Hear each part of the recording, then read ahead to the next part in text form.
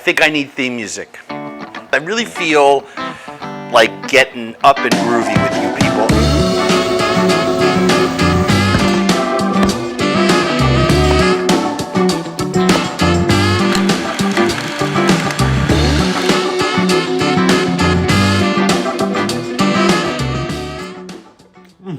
This is going to be a favorite in your household for years to come. Okay, here's the deal. In most of the country, spring has arrived, but guess what? It's not like you can just go out and start low temp smoking or breaking out the barbecue just yet. We're probably a month away. And what better way to celebrate if you're hankering for ribs, but you can't quite get outside to the grill? Than with braised ribs, especially Thai-style braised ribs with lemongrass sambal. This, my friends, is what you want to eat for dinner. Stick around. I'm going to show you how to make it. So the first thing that you got to do is prepare your ribs and get them tucked away in a bowl. I always find it easier to do the bigger, messier butchery work first and foremost. Like you, this is how I buy baby back ribs. These are a nice all-natural Minnesota rack. We're a big pork producing state here. I got these at a local butcher shop. And what I want to show you how to do is I want to show you how to break them down by cutting in between the ribs. And you can cook them that way, or you can cut them in half and make them riblets. Now, sometimes what I do is I ask the butcher to run it on his bandsaw this way. And then when I cut between the ribs, that work is already done. But I know a lot of people are buying these at stores where you're getting the ribs in a pack, or there is no butcher with a bandsaw. So I want to show you what we're going to do. We're literally going to cut in between each bone. And then if I do that again, let's see if I can do this. I have a nice sharp cleaver. If I do this again, right, you can see that I have a nice meaty rib, right? And you can brown them and braise them this way. But I think it's more fun, especially for sharing at a Chinese style meal, if you take the rib, you place it on your cutting board, and using a heavy cleaver, and I'm talking about a heavy one, not a thin one, you literally bang right in the middle. So what we want to do is we want to take this one cleaver, sort of an everyday cleaver, and just cut between the bones. Some of these bones are really, really, really thick. So if you want to go through them, you got to use a super heavy cleaver, right? An everyday cleaver, pretty thin, regular shopping. This is a badass meat cleaver. And this badass meat cleaver makes short work of these ribs.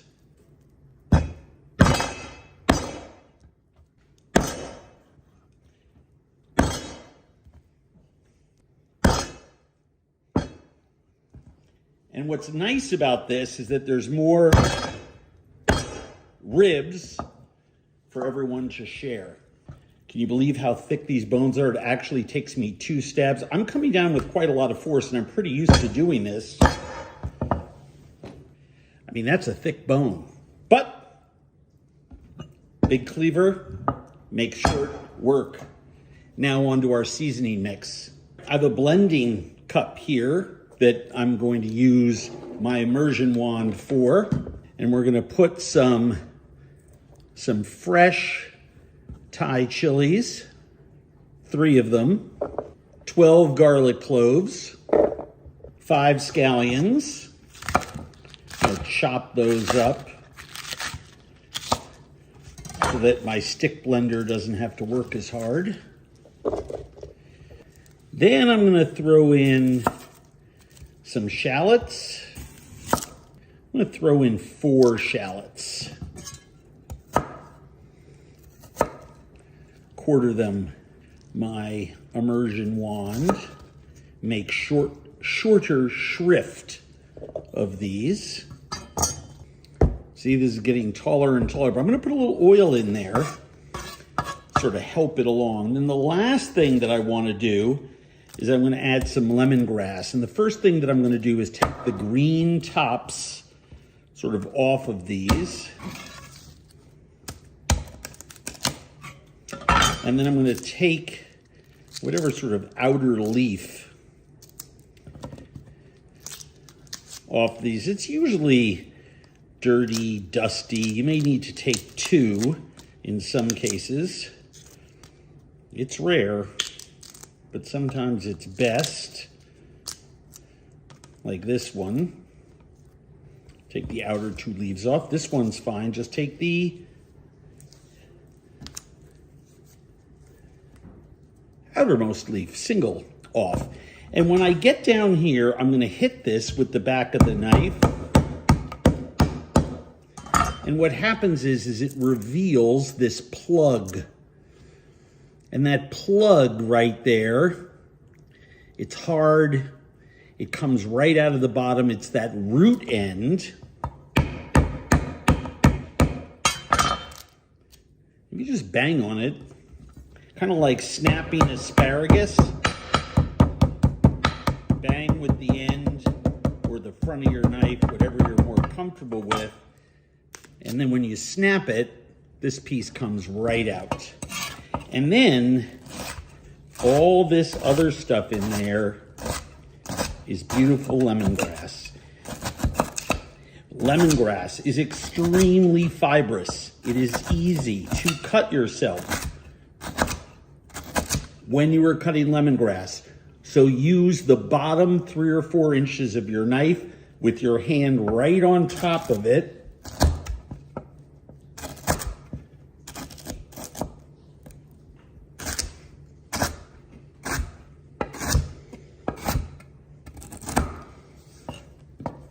And then, when you have all these rings, pile those inside of your cup here.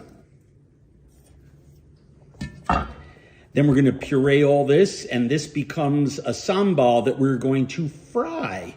But first, we have to add some dried chilies. All right, these are dried chilies from my garden from last year.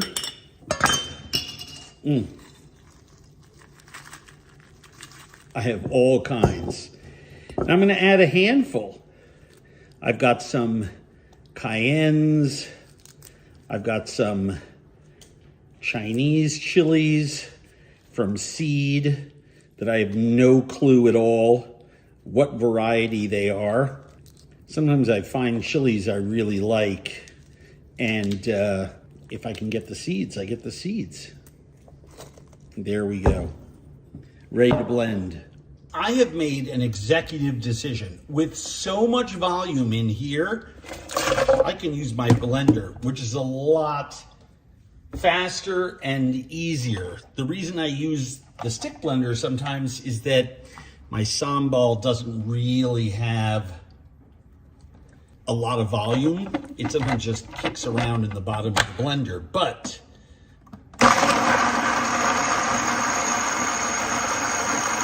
this is going to be great.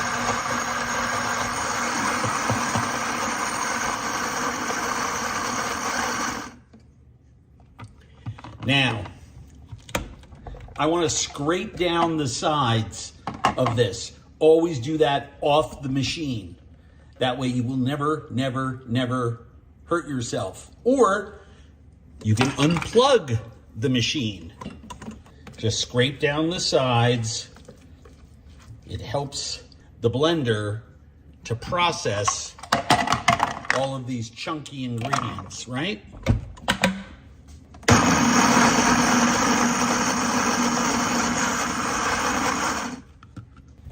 And the reason that I want them really well chopped is because they'll make a better sauce. And the better sauce, well, the better it clings to the ribs. I have 2 or 3 tablespoons of oil in a big cast iron pot. And look at all of this sambal.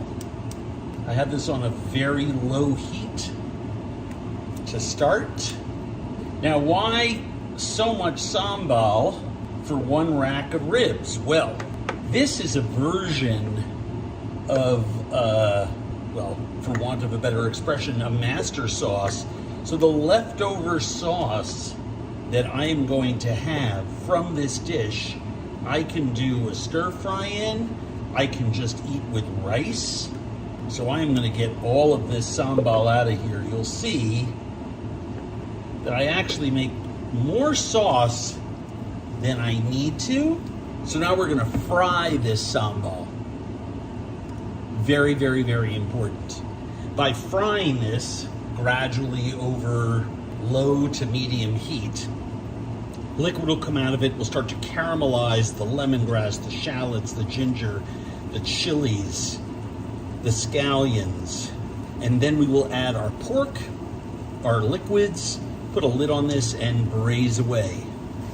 I don't know if you can see this here, but after a minute or two, parts of it are starting to brown, but the whole thing is turning bright green because those scallions that are in there are turning color.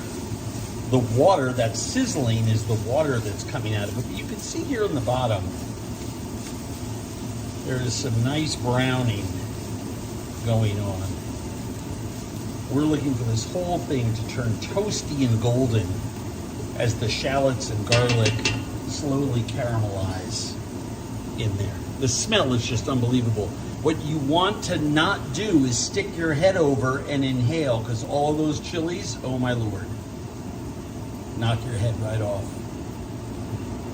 All right, this has been cooking for about 5 minutes now, and a lot of that water has come out of everything, and you can start to see that this mixture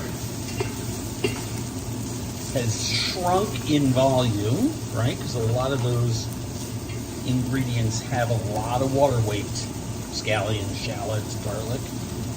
So it's shrunk in volume, and it's starting to caramelize in spots. So every time you stir it, like a roux, it just starts to get darker and darker.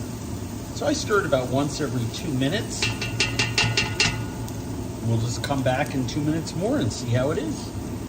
All right, look what happened. All that water evaporated, and because you cannot brown in the presence of moisture, the minute the water all evaporated, it started to brown. And you can actually see the browning on that sambal and at the bottom of the pot. When that happens, we add our ribs.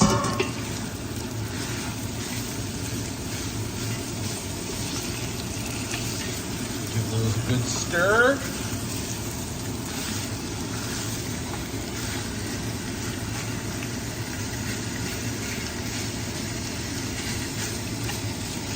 And I'm using a really big pot. This is a 16-quart Le Creuset oval. So I get everything in one layer there, and I start adding the rest of my ingredients.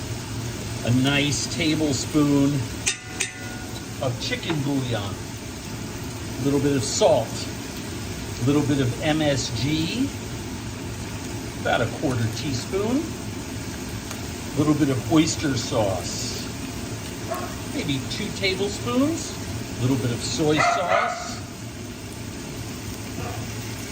a little bit of rice wine, and 2 cups of water.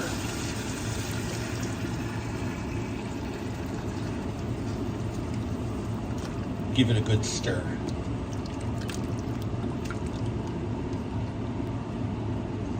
Bring it back to 1 layer in there. Very, very, very important.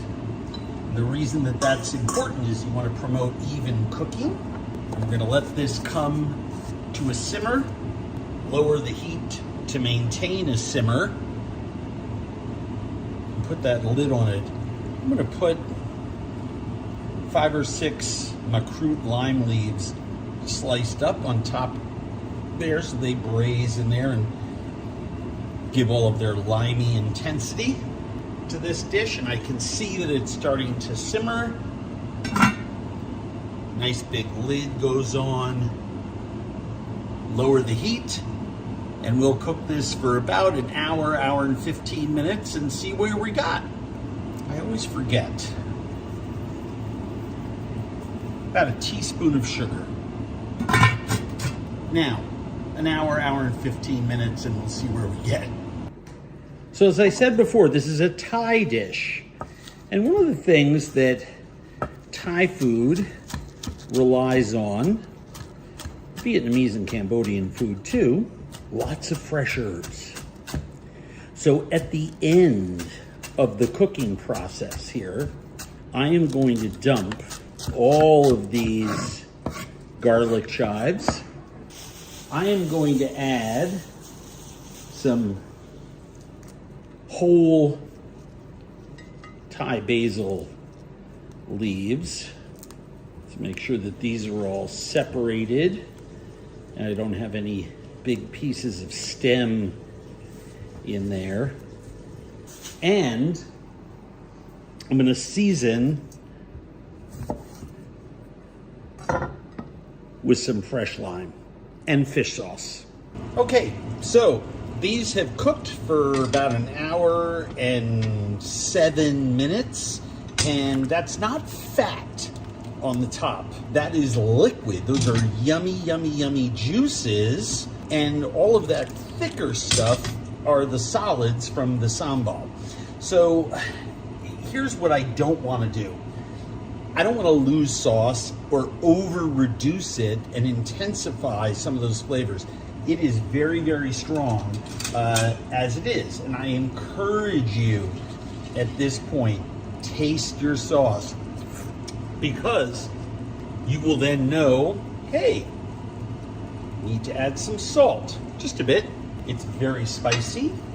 I'm going to add just a little bit of fish sauce. I'm going to add the juice of about 1/3 of a lime. You know, maybe a teaspoon and a quarter of fresh lime juice just to brighten this up. I've got all of these herbs, remember? And I want to stir that Thai basil and those chives in. But I also have a little bit of a cornstarch slurry here. I don't know, 2 tablespoons with maybe a tablespoon of cornstarch in there. And I'm just gonna stir that together just to get a little body in that sauce. Not much cornstarch at all, but you can see what that did there.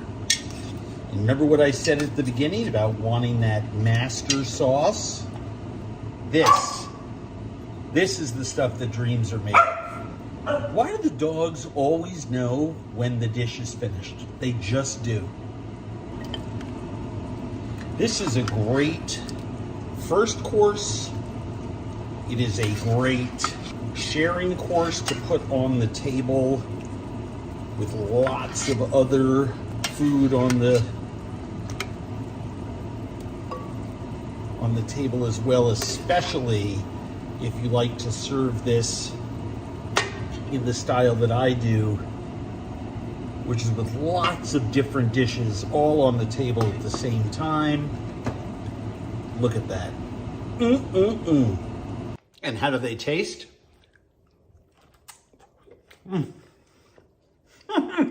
Spicy, herbaceous. That lemongrass just teams up so well, cooking for an hour. Well, more. 20 minutes, half an hour to caramelize, another hour braising. And then with that lime juice to finish, you just get a double citrus punch. Well, triple with the macroot lime leaves. With a big pot of rice, a couple other side dishes around this. This is going to be a favorite in your household for years to come. And whacking them in half, totally the way to go. Riblets over ribs, especially for braised ones, every day of the year. Enjoy. My red curry chicken experiment continues. This week, I've made fried chicken. That's right, chicken thighs, cut into strips, marinated in red curry and other seasonings, glazed with coconut milk, a single beaten egg, and then lovingly dredged in a combination of rice flour and tapioca starch. The result? A mountain of crispy goodness. Fried chicken heaven.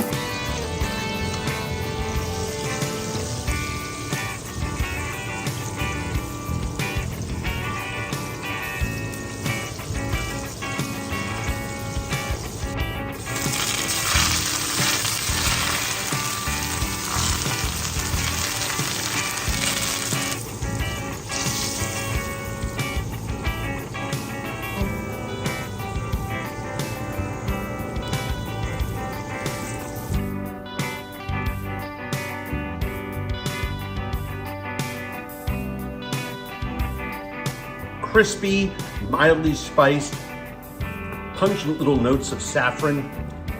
Oh my gosh. This, my friends, is the mountain of fried chicken of your dreams. Oh, hello. Yes, it is time for Thai chicken and coconut milk soup, the soup of your dreams, your favorite dish in every Thai restaurant. Don't lie to me, I know it is. Easy to make at home, and that's what we're making today on AZ Cooks Instagram Live. Coming to you from our beautiful studio kitchen, high atop the beautiful Rockefeller Center. No, we're not in New York City. We're in Minneapolis, Minnesota. Thank you, as always, to my fantastic sponsors, the good folks at Shun and the wonderful people at Flor de Caña. We could not do this show without them, so we thank them very, very much. I'm super excited today. There are certain recipes that I get a little more jazzed about than others. This is one of them. But this is everyone's favorite Thai soup, and it's one of everyone's top 5 favorite Thai dishes. You will see it on menus as chicken coconut milk soup. You will see it as gai tom kha. You will see it as tom kha gai. And it is all this. When you taste it, it is that wonderful, wonderful combination of lime leaf, coconut milk, aromatics, and chicken that make this soup just a global fan favorite. But it's one of those soups that no one makes at home. It's stunning to me. It's easier to make than cream of broccoli soup, I promise you. A couple things about it before we get started, although I'm actually going to put my chicken stock in. I am going to start and then tell you a couple things while this is coming up to a boil. I just put 4 cups of chicken stock in there. If you're a vegetarian and you're just going to use more vegetables and not chicken, use a really nice vegetable stock that has a lot of strength to it. Even if you're going to put, I make this with shrimp all the time. If you have shrimp or shellfish stock around, by all means do so. But I will use chicken broth for this if I'm using shrimp. Pieces of fish, I'll put fish trim into a bag and I'll just put fish. This is just the greatest vehicle for protein or just on its own with lots of extra mushrooms and other veg.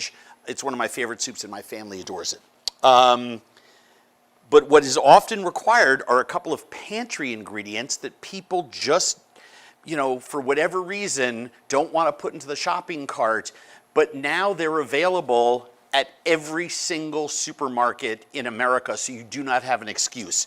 You should have fish sauce in your cupboard. You should have tamarind puree in your cupboard. It is sitting there in the international aisle of your grocer. You should have a chili sauce, preferably a Thai chili one. If you don't have Thai chili sauce, you can use sriracha. You can use a Chinese fermented chili bean paste, Douban or Tobanjan, goes by a couple different names, depending on what dialect and how they're spelling it on the label. Big American labeling issue. You could use a Thai red curry paste if you have some left over drying out in a little container in your fridge. But this is that spicy chili piece of it that is very vibrant. If you have those things, you can do this because you can then find little chilies. And these are green Thai chilies, but if you don't have those and you're using a serrano or even a jalapeno, go for it. Ginger and lemongrass is sold in every single supermarket now in America as well. From big box stores to every big retailer has it because so many people are cooking in this style now, and there is nothing better than true citronella. We went to our neighborhood supermarket just to prove this point. You do not need to go to a specialty shop. And this is sold already cut like this in little pouches. So I thought I always show you the whole plant, right? And these are 4 foot. There's a lot of green that goes up here that you cut off. And then there's a little bulbous root that you cut off. And I save those. And I'll tie them together in a sachet and use them to infuse in a batch of soup. But I also save them for the bath. Or you can just get 4 or 5 bundles of them out of the freezer and just throw them in the shower when you take a shower. I'm dead serious.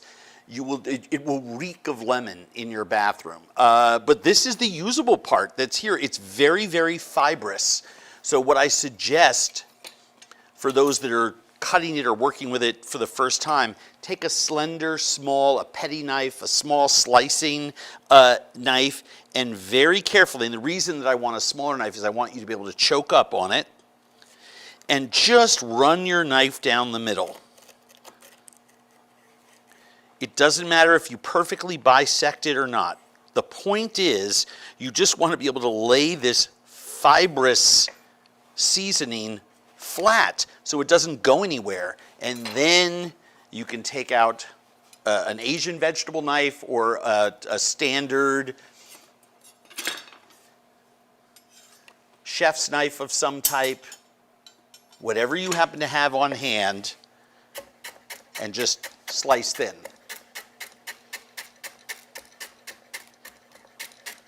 Now, the world is evenly divided. I'm talking about the culinary world.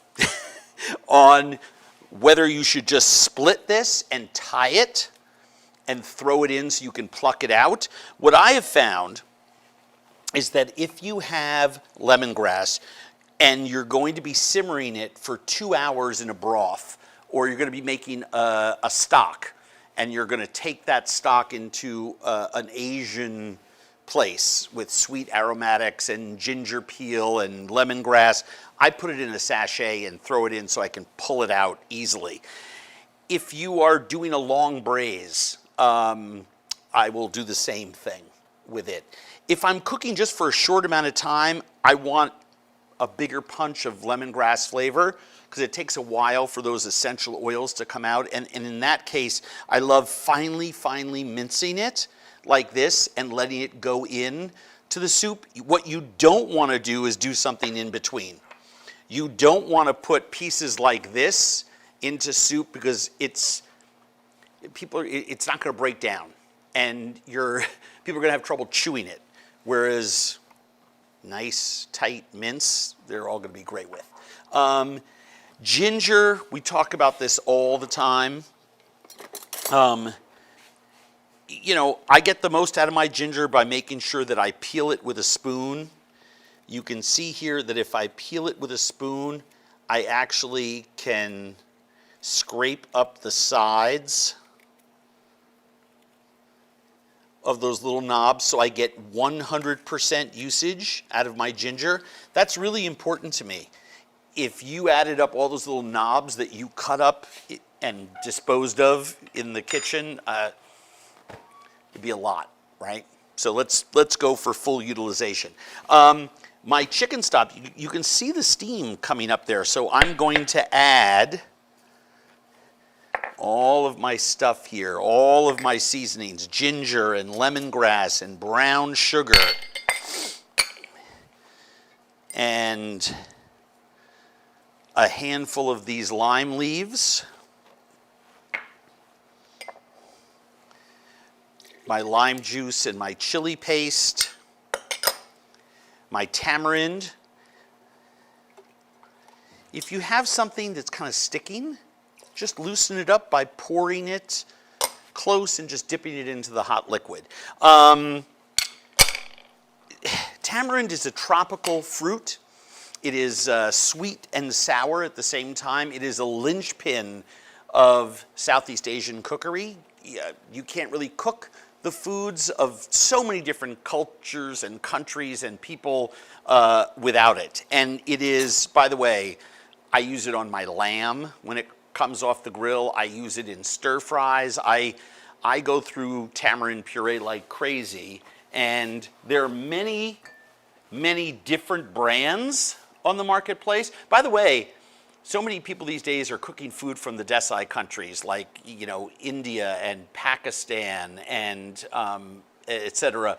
You can't cook that food without tamarind puree or concentrate. It's so handy.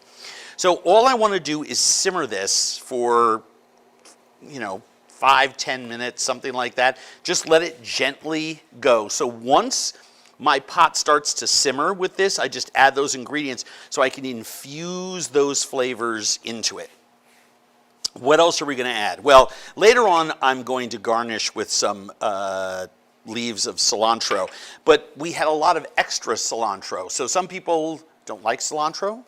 Leave it out, that's fine. I love cilantro, and I actually want to put some of that flavor into the broth, so I just mince some up so it just disappears in there. That's number one. Number two, in my recipe I call for Thai red chilies floated on top because I love the flavor contrast. We have a lot of earth tones in here, and we have some green tones from the herbs and stuff, but we just had the green ones in the market today. So it's the same thing. Just cut it super fine. You can do that on an angle like that and create a nice shape. Those sort of angles I think look very attractive in soups. You can go straight across in slices, right? It's all going to do the same thing, right? Don't like to waste. I'll just slide those in there. Do you notice what I did with my spoon? I slid those little chilies up onto the blade with my spoon. So now I can touch my eyes. I could rub my nose or my ears. I could even go to the bathroom and not worry about a horrifying burning feeling anywhere on my person because I have not touched raw chili. Thai chilies are hot, but even a jalapeno that's not so hot, if you are sensitive to it and you get some of it on your fingers and you touch your eye, oh, believe me, you are going to wish that you never had. So just be safe around chilies. I just see so many people make this mistake. In a little while, we're going to add our mushrooms and our fish sauce. We'll let that simmer for a while, but that's actually going to go in after our chicken. This is, this soup, I see it all the time on menus made with chicken breast, which dries out, and if you try to reheat the soup after you make it, the thinly sliced chicken breast is crumbly. My experience with this soup in its place of origin is they don't use chicken thighs. They don't use chicken breast, they use chicken thighs. So, I want to show you how I cut this. It's super, super simple. Oh,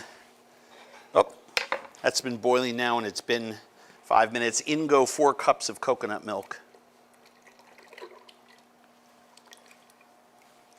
And we will wait for that to come to a simmer before we add our chicken and our mushroom and our fish sauce, and I taste it for lime juice. I always like, in the recipe I have the lime juice going in later. I usually, these days, throw my lime juice in now, and then I'll add a spritz of lime juice. Sometimes I'll just pass limes at the table. So I have 2 flavors, well 3 if you include the leaves of lime in the soup.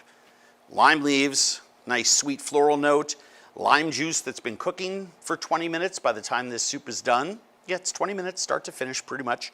And then a little bit at the end so it's brighter, right? Acids get deflated in flavor and aroma by heat. So what I usually do is I cut in half. And then what I'll do, at an angle, I will cut thin strips, so that they curl up and they sit on your soup spoon, right? Why don't I cut it in chunks? That would sit on your soup spoon as well. Well, sure it would, but the problem with chunks of this soup is really simple. We're not cooking it for long enough, and everything else would overcook, and the bright flavors of our aromatics would kind of flatten out and get dull. Does that make sense? So I want thin little slices. I want it all to happen fast. So again, just at an angle, thin slices, and you really can't, don't get into analysis paralysis. You don't need, pieces that are, paper thin, but just try to cut as thinly as you can. It's all about the flavor and the texture. And as long as you're thin, it's going to happen for you, I promise. Whoops. All right, so chicken is ready, mushrooms are ready, everything there is ready. While this is simmering, and before we add this, I want to also note for you, we want this soup to have the body that comes from the thickening of the coconut milk. So pay attention on the recipe to the amount of time that is required for this to boil. Now, when a recipe calls for boiling it with the coconut milk for 10 minutes to thicken a little bit, you will notice a change. But it's going to be a lot different if your pan is this big and it's a 1/4 inch deep, or if your pan is really narrow and it's 10 inches deep. I like to cook in a big pot when I make this and just have it 3 or 4 inches deep and let it go for 5, 7, 10 minutes. Hopefully you're watching out and you're not vigorously boiling.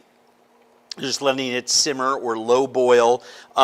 It takes about that long for the coconut milk solids to sort of start to clot together with everything, and it actually will thicken a little bit. Do we have any questions or comments about this?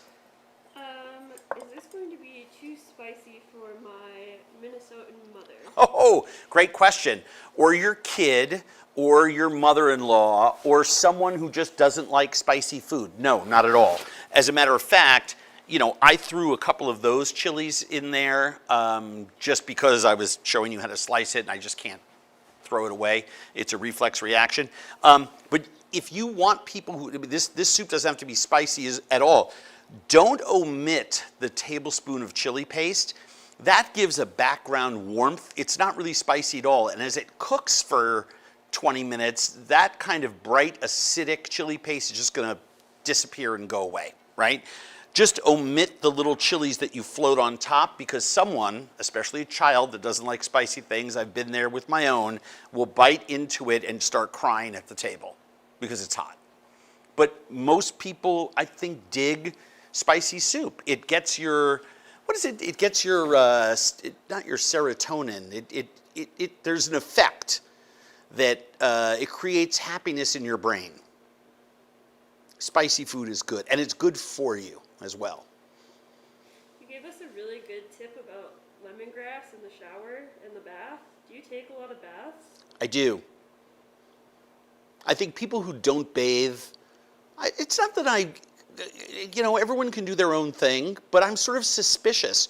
Who doesn't like a very traditional, big, drawn bathtub and just soaking in it? I mean, is there anything better? You know? If you don't like baths, I have an idea for you. Light some candles and invite someone in with you. Why are you shaking your head, Madeline? That makes it more fun. If there's someone I knew who said to me, I just don't like baths, I would say to them, you should invite someone to take one with you. And by the way, were you weren't, no, I wasn't going in that direction. I was talking about like communal bathing in, you know, in Iceland, or where you have these incredibly large pools and people gather and get in there together and it's festive and communal. Well, I was also talking about that other thing. My bathtub would not fit. Well, you know, I mean, you may need a bigger bathtub. But yes, I do like to bathe. I also, I was not joking, lemongrass, ginger peel, there are other aromatics that we pay a fortune for in the bath bomb section of the, put it this way, you can either save your own lemongrass and ginger peels and lavender stems or anything else you got that's in that direction and make a sachet for your bath or shower, or you can pay $40 for it on Goop. And I'm a big Goop. Everyone's why do people bash Gwyneth Paltrow? She's a really, really nice lady and she's doing the Lord's work. Have you ever heard that cilantro tastes like soap? Yes, and this, by the way, I'm really glad that you brought that up. So here's the deal. One thing that I learned growing up was that half my friends hated cilantro and I adored it. And when I first went over to Southeast Asia, I noticed that everywhere they had cilantro in something, they usually had mint. And I asked a chef over there about it. I said, don't half the people here not like cilantro? And he said, well, no. He said, because, you know, despite the fact that there is something just in it, that some people will like it more than others, he said, our kids all grow up eating it, so it doesn't really happen that way here. You learn to love it. However, for some people who find there's a soapy aspect to it, try it with an equal part of mint with it. Mint has a very antiseptic quality to it, and when the two are mixed, it's heavenly. So if you think about it, in all those salads, in all of those rolls, in all the places that raw cilantro is, not cooked, raw, you will find mint 99% of the time, and that's why. All right, hold on. No. I just, you know, I know we have a lot of questions. Everyone's really excited. I am putting my chicken in there. I'm just putting that big wad of chicken in, and I'm just going to stir it. The heat just breaks it up instantaneously. It was boiling, and I lowered it to a strong simmer. But now what's going to happen is I put all this cold chicken in. So now I'm going to raise the heat again a little past medium to get it back to that place faster. I'm also going to add all of my sliced mushrooms.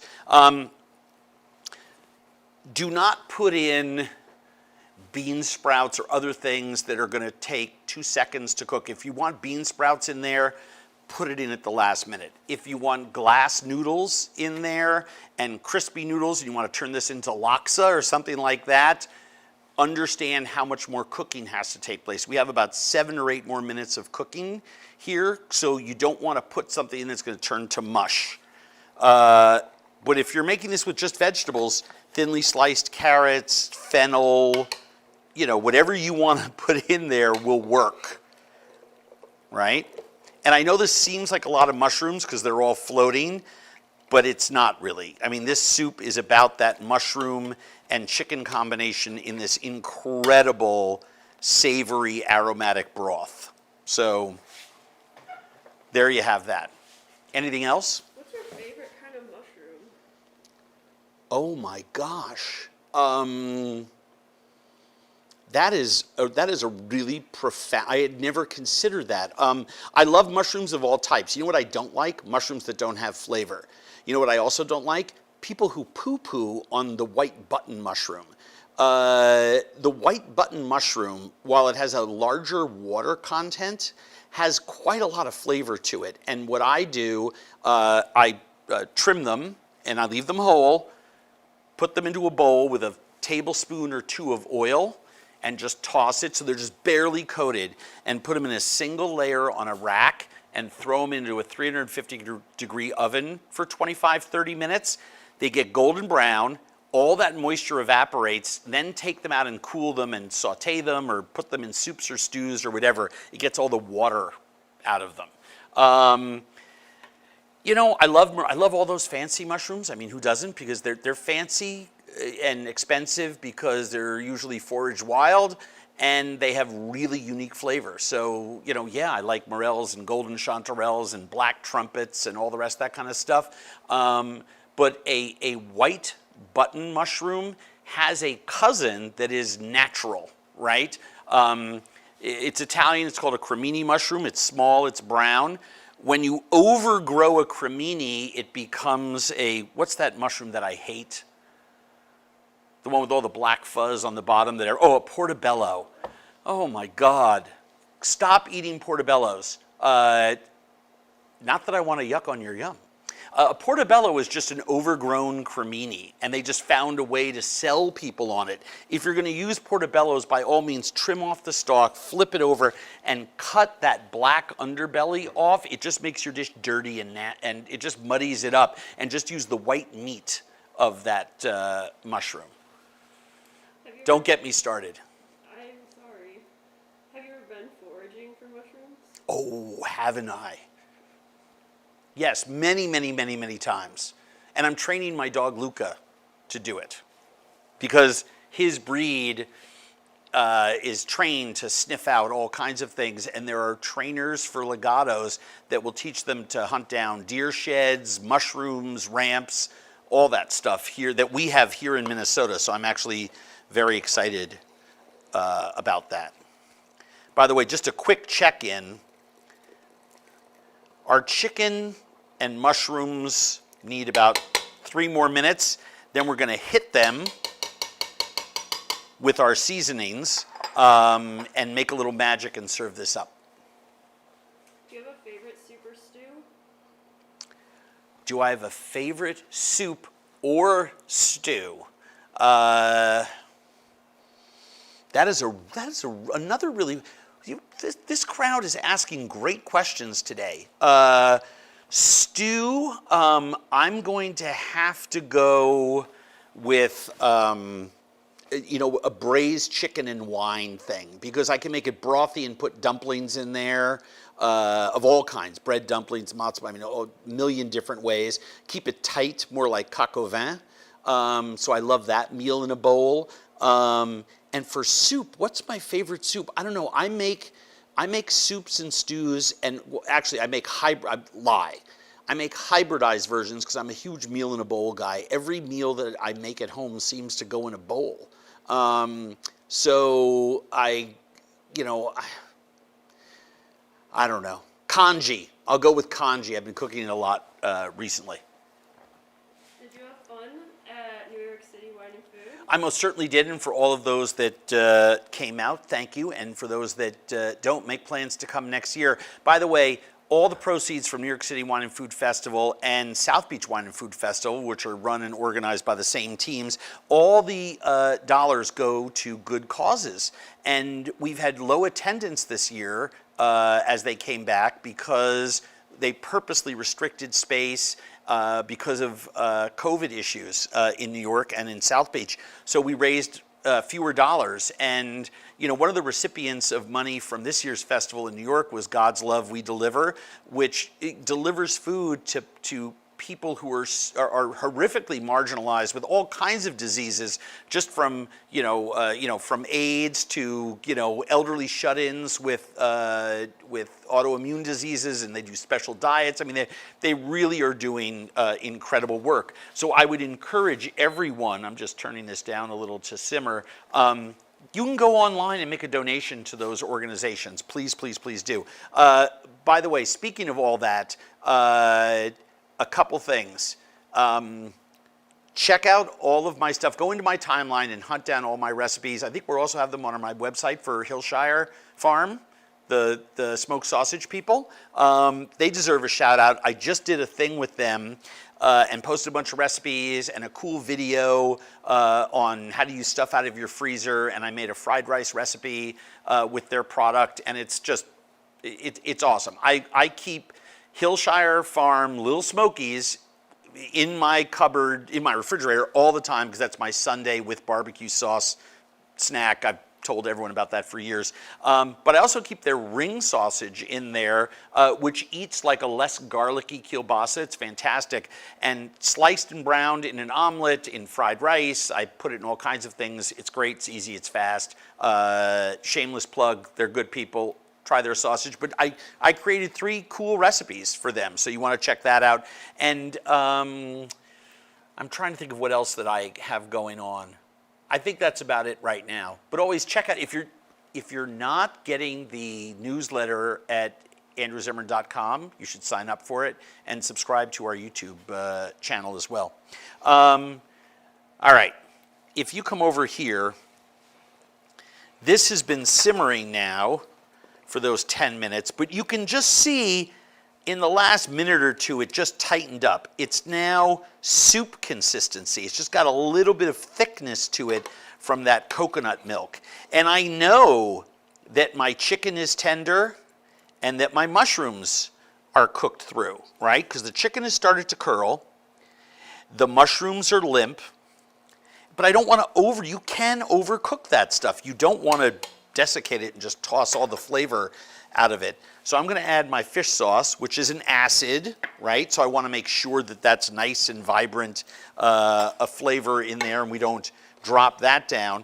And what I'm tasting for right now, I'm tasting for salt seasoning if I need it. I typically don't salt this soup because the fish sauce takes care of that.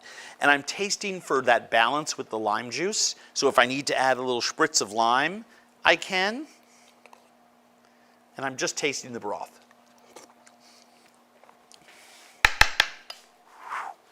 That, you like the way? The no-look flip and catch? Yep, I can do that. I can't juggle, but I can't whistle, but I can do that. That's perfect. All right, so the only thing that's going to happen now is that our fish sauce flavor is going to diminish slightly, right? If you don't want a strong fish sauce flavor, and I wouldn't describe this as strong, but if you're sensitive to it or you don't like it so much, add it in bits until you're comfortable with it. If you add fish sauce, let's say you mismeasure or you use a really cheap one and it has a weird flavor to you in some way. I mean, because it's like wine, right? I mean, there's really fancy fish sauce and then there's, $1 a bottle stuff. I go somewhere in the middle. For my everyday use, just cook it for another minute or two. You'd be amazed. Add a little pinch of brown sugar to it to sweeten it a little bit. Add a little lime juice to cut through there. But usually just cooking it for a minute or two will knock it down about 15% because it's acidic, and heat will kill it, or diminish the flavor. It won't kill it. All right, so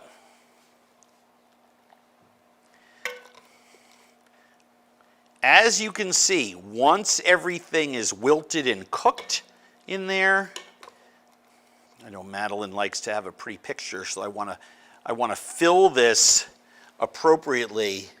You have a beautiful balance of broth and chicken and everything. Take my knife and not my finger and just throw a couple of chilies on top of there because this is how I serve it in my house. And then typically what I do, because leaves, right, are lovely for eating, is I'll put a couple leaves on there and they'll just drop down in there, but then I'll usually put some on the stem. I know all the cilantro haters out there are freaking out right now. It's fine. Once it goes in the soup, it just disappears and becomes the essence of lovely. This soup right here is absolutely out of sight. I'm going to kill the power on this. If you come across a lime leaf in there, drop it back in. You don't want anyone biting into that and chewing it. In fact, you can throw them out. Once they've been in there for 15, of course now I've got 2 of them on there. Once they've been in there in anything for 15 minutes cooking in hot liquid, do you want to know what happens? All the flavor is out of the leaf and you've just got this fibrous plant object in there. Great for compost, not good for cooking anymore, and you don't want a guest to accidentally bite in to that. It's very, very, very unpleasant. So there we have it. I just absolutely love this. Great soup. Yes, I serve this with a spoon at my house, but I love sipping out of the side of the bowl. But you do need a spoon to capture all those goodies in there. So, I mean, look at that. This is that Thai chicken and coconut milk soup of your dreams. Super easy, super simple. My God, is that good. Here's the deal. Recipe is on the website at andrewzimmern.com. You have seen pictures of this on Instagram many different ways, most recently with shrimp and noodles in it. Cook your noodles separately and then garnish with fried noodles and you will have a monster meal that everyone will love.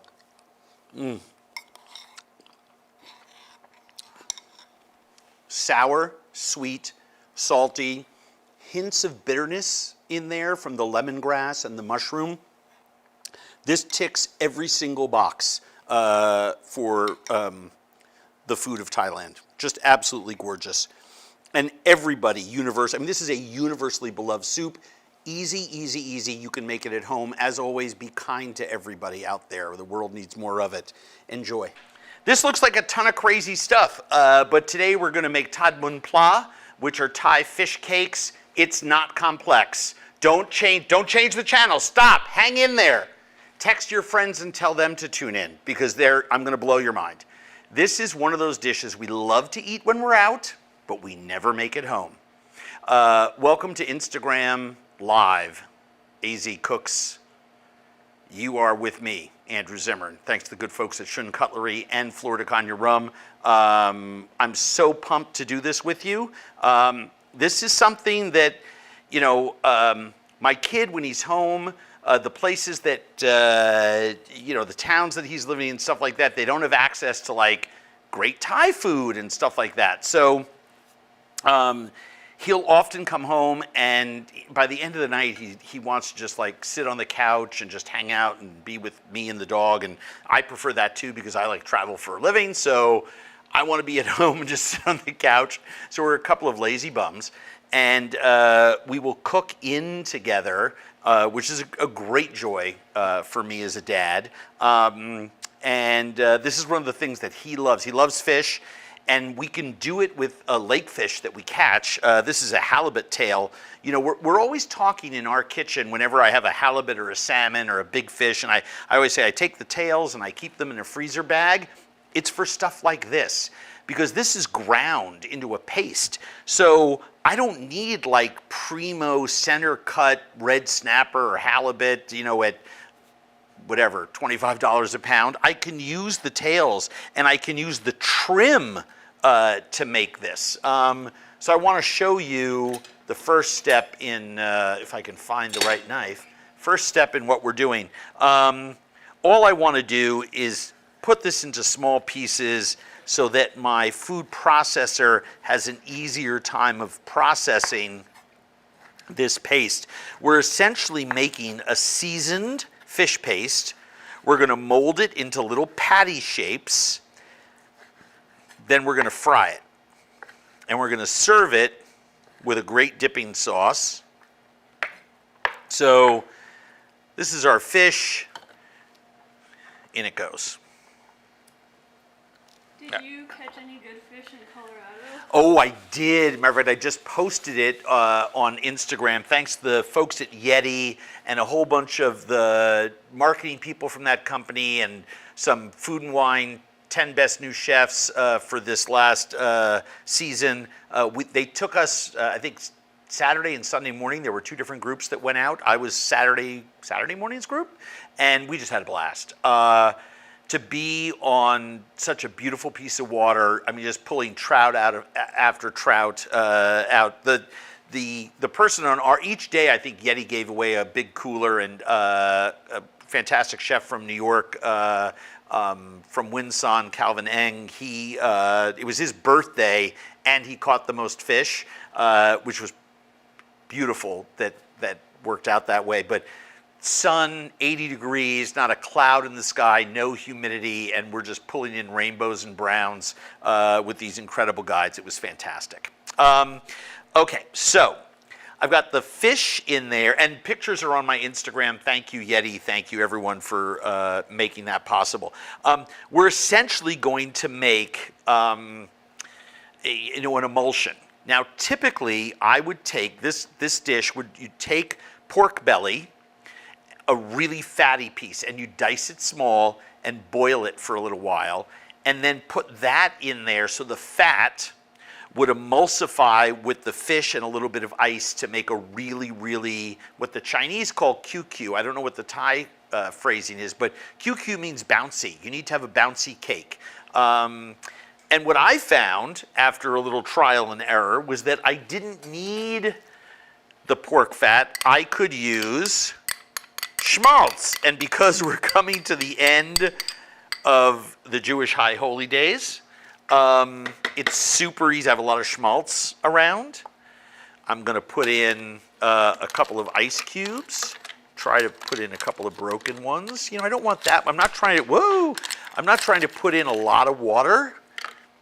But, you know, just like, I don't know, quarter of a cup, half a cup, depends on how moist your fish is. I know that halibut is, you know, a moister fish.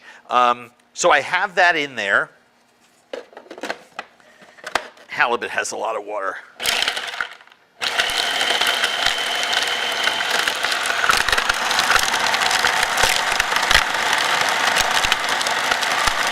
The ice chills the fat so that it actually emulsifies into the fish. I love shouting. I actually do. So, next thing I want to do, I want to add my egg yolk.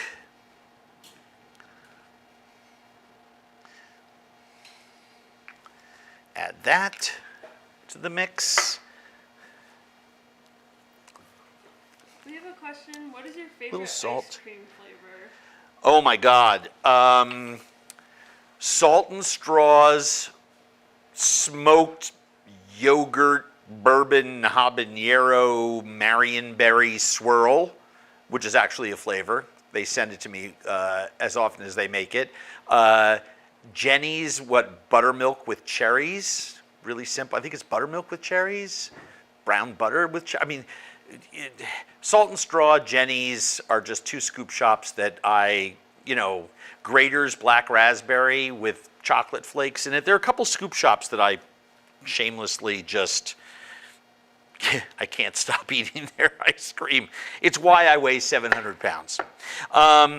Okay, so I've got my egg yolk in there. I'm going to season this with a chili. This is a red Fresno. What's your favorite kind of pepper? Oh my God, that's like asking who was the best kisser in your life. I mean, there's like 7. I mean, this is a true story. I just went to the farm stand that I go shopping at, and I counted they have 17 different peppers because I made my pepper relish. I make pepper relish every September. And I got to use 17, I mean, including pasilla, fresh ones that are like this long. Incredible chili. They grow so many peppers because there are peppers all over the world. I mean, ones from Turkey and Eastern Europe and Africa, and it's just absolutely incredible. Here, I mean, I have a whole bunch of ones. These are, I think, Madeline, are these from your garden or JP's? Mine. This is unbelievable. I mean, look at these. They're stunning. I mean, these little aji peppers, serranos, red Fresnos. I mean, look at these. They're absolutely spectacular. These are very, very hot. You can get a big bundle of Thai chilies for $3 at the market. They also freeze really well if you only use 1 or 2. But yeah, these are just, I'm stealing those and bringing those home. I'm going to add a little bit of brown sugar, some fish sauce. Remember, I've got that egg yolk in there. And then I've got Thai chili paste. Now, on our website, I have a recipe for making your own Thai chili paste. I'm going to put a dollop in there. Maybe a little bit more than a dollop. It's chilies and lemongrass and galangal and shrimp paste and some other goodies. And it gives this dish its flavor. I like to make my own and put it away, but if you want to buy it yourself, there are several brands out there. Is it Num Ploy, the same people that make those cans of coconut milk that you buy in most markets, also make a whole line of chili pastes. And also there's, I'm forgetting the brand, but I know we have some. This one that comes, what is that, Thai Kitchen, that comes in the little jars. I like the Thai one. I mean, this is, how do I say this nicely? It's more expensive and it comes in a little jar. And while it's easier to find, I would rather do the other one. And well, let me buzz this, then we'll talk more about that paste.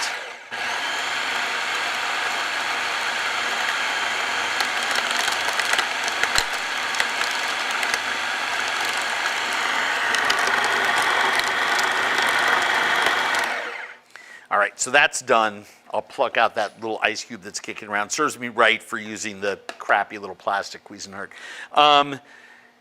Some of the key ingredients that are in that paste are really galangal, which is a rhizome.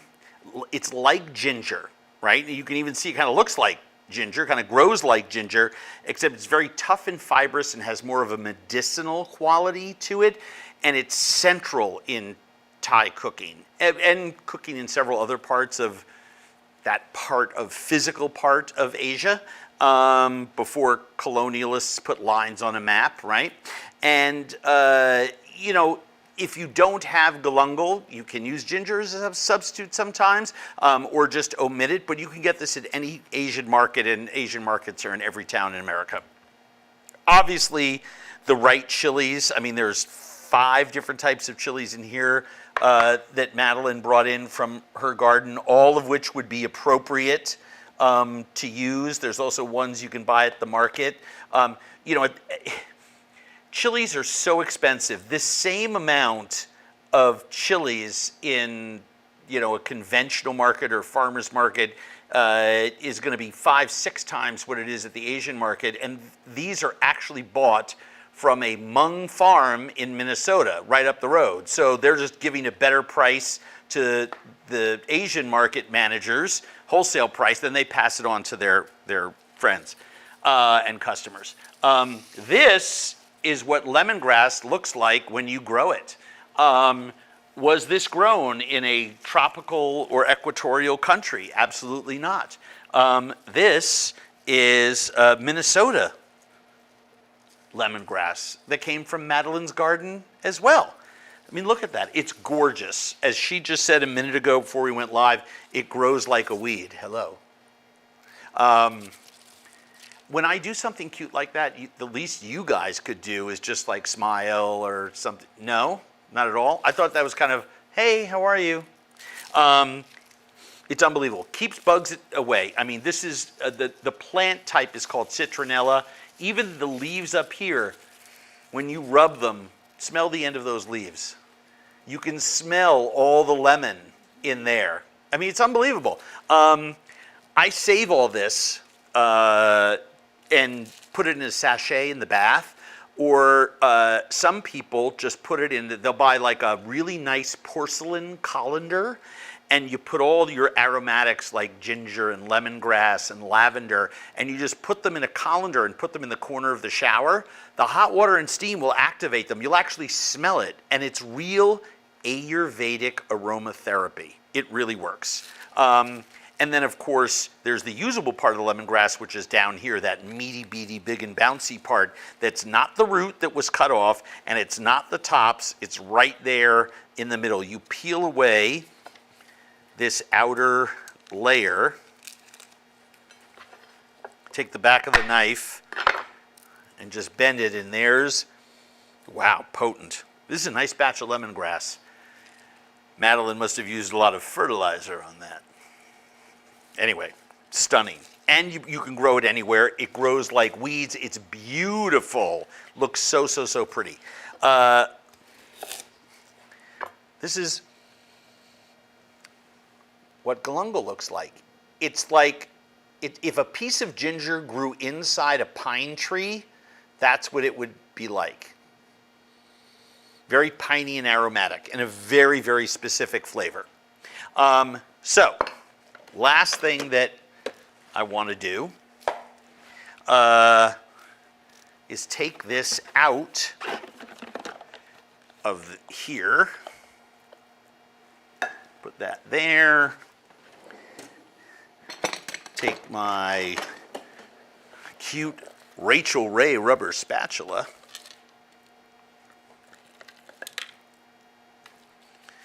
And put this, all of this out, put it on my plate. Unplug this, and for the 100th time, I gotta remember to call the Cuisinart people and have them send over a real one. I like that one because it's light and it's portable. I can bring it to food gigs and demos and stuff like that, and it's handy, but you know, it doesn't do the work that the real big ones do. So here I have that wonderful, spongy, bouncy force meat, but it's not done yet. I have to add a couple of ingredients in there to really make it sing. So there's two things. I want to take like a couple of these lime leaves. I want to knit them together and roll them. And then what I want to do, slice them really thin. And when I sprinkle them into this mix, you'll get, hopefully, 1 or 2 lime leaves in every bite of your fish cake. I'm going to do one more. Where do you find lime leaves? Any Asian market, but I got to be honest with you. 3 years ago, even the big box stores started carrying them along with those other spices. And the reason is that so many people wanted to cook the foods of Southeastern Asia at home.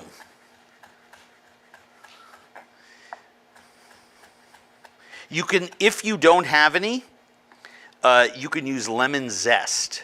But there's a sweetness to these lime leaves that's really unbelievable. And then I want to add some green beans, because when you bite into these, you're going to get the crunchy vegetal texture of the green beans.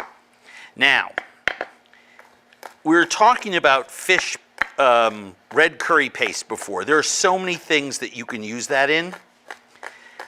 The recipe for how to make it is on my website, as is the dipping sauce. You see I'm just slicing this really thin?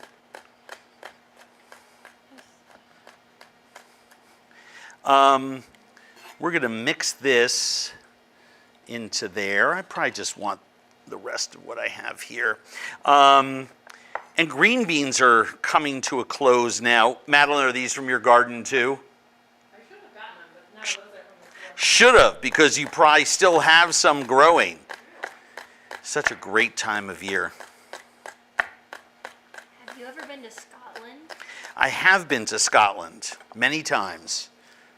I love Scotland. It's one of the best, most beautiful places in the world, and right now is the time to go. Warm days, cool nights, but the loaming, the change of color in the valleys there is absolutely unbelievable. So, you know, you don't need to do this in a bowl. You can just combine this on a plate. Look at those big pieces of pepper that never, because I used the wrong Cuisinart, never got pureed in there. Oh well. That happens. We just will make sure when we're making patties to account for that. So there we have, and by the way, why do I use a little board like this? Because it had my fish on it, and now I don't need to sanitize every board here, just that little one. This right here is a wonderful peanut sauce that I happen to love with this, and I want to serve some lime wedges with this, and I want to serve a little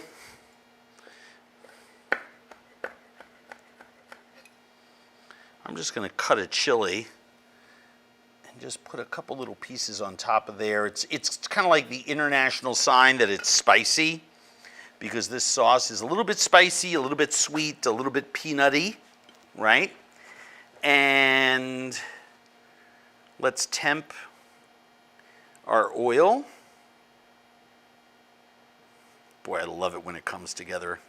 Perfect. And then what you want to do is you just want to take some of this in your fingers. Don't get into analysis paralysis. There's going to be a lot of splattering because it's wet, right? And just in a little patty and drop it in. Now, we are dropping cold fish puree into there. So remember that. That's why I was okay that it was 380 degrees. Because the moment I drop 5, 6, 7, 8 of these fish cakes in there, it's going to drop down to 360, maybe a little bit less, and then come back up.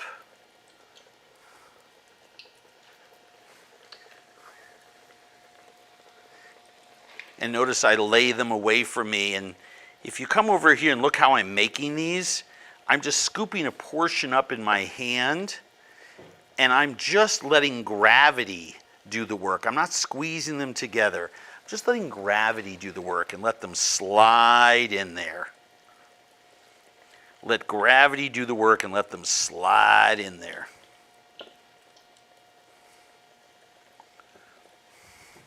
By the way, that Hunan peanut sauce, I forget where I left off with that. That is also on my website. Do you know any good Thai restaurants in the Twin Cities? Oh my gosh, do you want to, this is so embarrassing. Had you asked me that question a couple years ago, I would have said yes.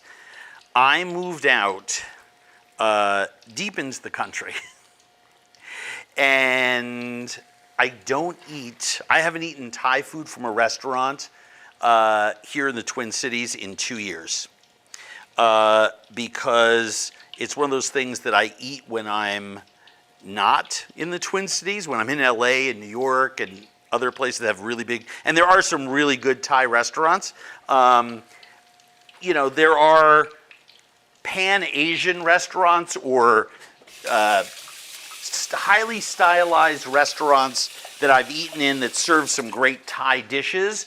You know, places like Lat 41 and Hi and stuff like that, that do just, you know, they wouldn't describe themselves as Thai, but they have some Thai dishes on their menus that I think are just fantastic. There are, you can see here, the ones that are the darkest are the ones that have cooked the longest. And these don't take very long. And I'm trying to think of the name. There's a place called Coconut Thai that some friends of mine who like to order Thai food out, when I go to their house, they're too embarrassed to cook for me. So they order Coconut Thai all the time, and it's very, very, very good. And then there's another place that is on the far outskirts of the western part of town that some other friends always order from, but I don't. I make my own, and it's kind of fun. I mean, I have to tell you, you know, when people say in the pandemic, what'd you do? I think most people said cooking. And now that, I mean, yeah, things have changed. We have the Delta variant, and there's all kinds of different rules about going out or staying in, and some people are tired of staying in and all the rest of that. But I'm actually making Thai food this is a true story. This morning we did a food thing on a New York City TV station in support of City Harvest. I'm on their advisory board. Then we spent all day cooking in the kitchen with Abby and Emily and Madeline and JP, because we did 4 new videos for our YouTube channel. And then I went for a half-hour break to the Zoom meeting, came back here to be with you guys to do this. And tonight I'm making 2 Thai recipes that are on my website for a musician friend who's in town. And I'm making my gai tom ka, my chicken coconut milk soup, except instead of doing it with chicken, I'm doing them with whole head-on shrimp.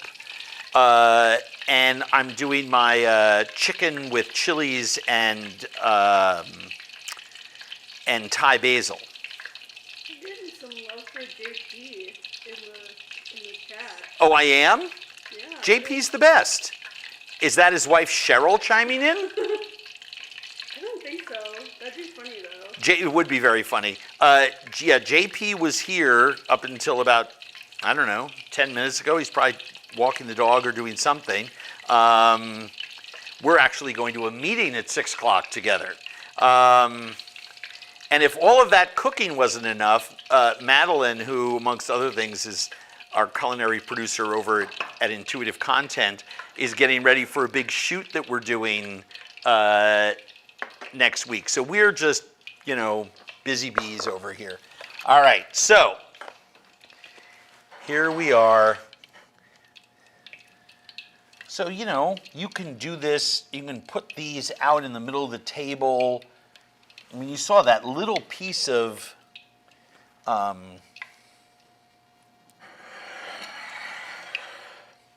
halibut tail that created all, I mean, I didn't even fry them all up. I'll fry those up in a second.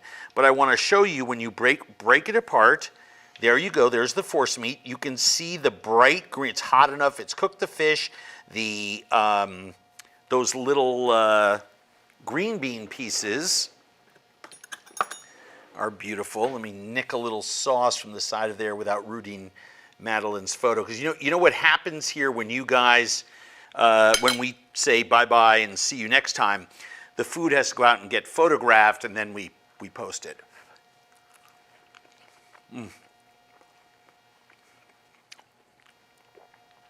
Okay. So here's the deal. I haven't made this in like, I don't know, year and a half. No, I made it last year at one point. Noah wanted me to make it for him. These are so light and so airy. They're not heavy and dense like a lot of the commercial Thai restaurants make them. They're perfect little fried fish fritters. So perfectly seasoned. I forgot how delicious these were with those little bites. Those bites of green bean in there actually make it.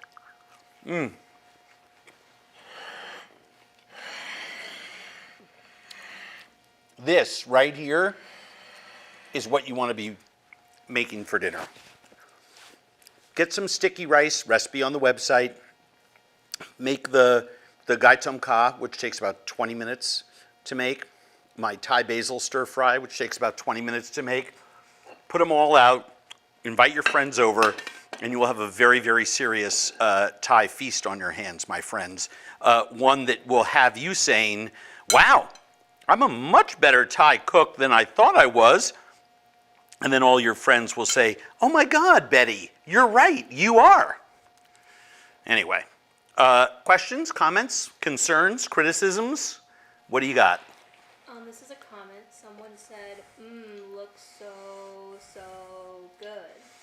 Now, the way you said it, Emily, it made it sound like they had multiple O's. They did, yes. They did. That's good. So you had a very nice rendition of that. I try to be accurate. No, we know you're very, very serious about those things. We did get some Thai recommendations as well. Oh, what else in town? Walk in the park in St. Louis Park. Okay, never been there. Me neither. Navia's Thai Brasserie in I've been there. Yes. And then I think They're still not hitting on some of my favorites that I know if they say them, I'll remember what they are. yeah. And then we've got, I don't think they're exclusively a Thai restaurant, but we've got Quang's on Meat Street. Well, that's actually a Vietnamese restaurant. In fact, it's not a Thai restaurant, and that is. Chat saying hi. So What'd you say? they're in the chat saying hi. Oh, we love them. Well, the family, I don't want to embarrass them, but the family that still runs Quang Deli. When I had no money and I came out here and I was not me yet, I was washing dishes. I was a dishwasher and a busboy at a restaurant in downtown Minneapolis. And that's when I first discovered people were talking about Quang Deli, fantastic Vietnamese restaurant here in town, my favorite. And I would go in there, and sometimes the bill would come, and I'd be short money and stuff like that, and they'd say, no worries.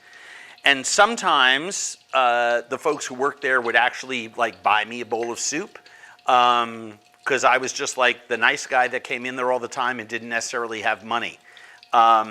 And they loved me when I couldn't love myself. They fed me when I didn't have these people represent what the hospitality industry is all about. Somehow, because I didn't tell them, somehow those days they knew that I was the guy that was a nice guy, just didn't have money. And I was just there on the street and it was cold out and they gave me a bowl of soup. Now, flash forward, I don't know, 8, 9, 10 years, and I had established myself in town as a chef. I was working, I had a couple of restaurants here in town, and then I left there and started doing TV and magazine work and stuff like that. And I made sure that I spent all my money there, that I told everyone about that place, like I'm telling everyone now. The family that runs that restaurant is now one of the grandkids may have had a baby, I just don't know. But 3 generations in the store, and the 20-something kids, I remember when their moms were holding them at the cash register. If you live in the Twin Cities or are driving through and you haven't been to Quang Deli, you should go. It's incredible. Last question. Yep. How much fun was it to cook with Melissa King? Melissa King is super fun, super nice, super funny.